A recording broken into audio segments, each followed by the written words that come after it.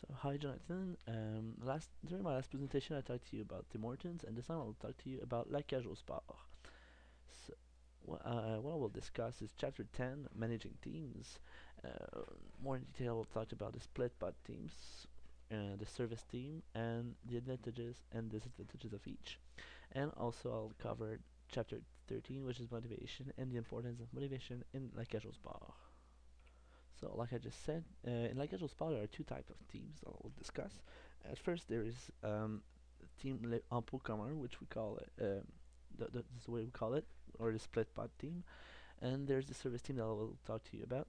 Um, what's different in La Cage au Sport than different traditional restaurants is that unlike traditional restaurants where each waiter is assigned to its own table, he carries every meal to its customer, La Cage au Sport uses team to offer a greater service to the customers.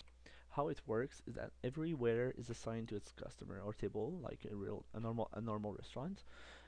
He will take the order the food, and the meal to the kitchen, and there's a difference is that when the meal is ready, it's not the waiter that's it's not necessarily the waiter that's gonna bring the food to the table.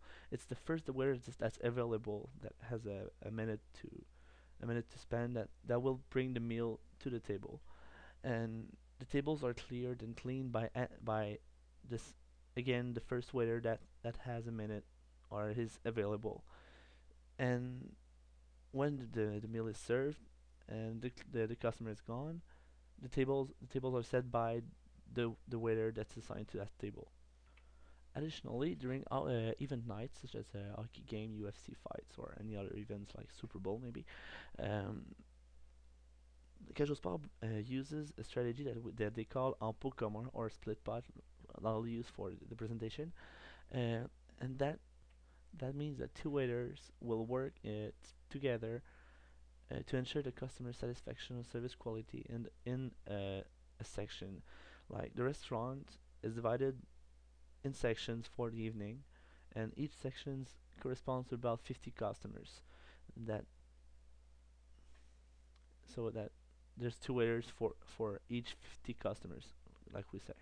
The advantages of each team, according to theory, it enhances decision making. It provides alternatives, new perspectives, and a commitment from the team members. Uh, the advantages of teams like Casual Sport, uh, obviously it helps the decision making, like the theory says. Um, like when the waiters work in team, they don't have to refer to a manager as often as they would if they were alone. They can just make decisions as a team and work work together to get their objectives. It also provides a very good impression for the customers to see that the every waiter works together, and it creates a real good impression, I think. And also it also improves the service quality. Whether or not the waiter is busy, the client will receive his food anyway, since another waiter will bring it to the table, even if the table's waiter is busy. And it's also a good thing the waiter if a waiter is not really in a good day, he's in a cranky mood maybe, it doesn't really directly affect the customer, since another waiter will take the order and he can do his job anyway, and the customer won't suffer from that. And those are the main advantages of teams like Casual Spa. As for the disadvantages, according to theory, there's social loafing, decision pitfalls, equal authority, and high turnover. At La Cage au Sport, the main disadvantages corresponds to what that I found is an unequal workload. What I mean by there is that some waiters will have to work more than others to get to the same result at the end of the night. Like per se, if for a team their 50 customers are split in one or two tables, they're gonna have to rush way more than two other waiters that the two other than another team that has like their 50 customers that 10 or 20 tables. But on the other hand, the latter will have to work constantly all during the night, but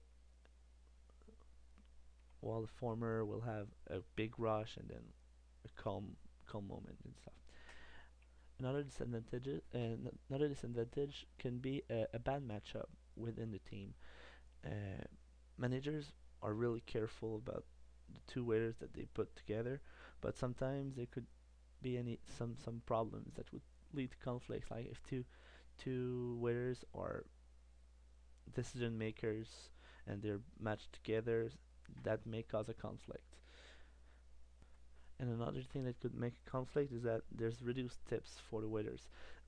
Since the service is better, each table would will bring logically more tips, but since there are two waiters for the same table, th- the overall tip is reduced, and that can cause conflicts again.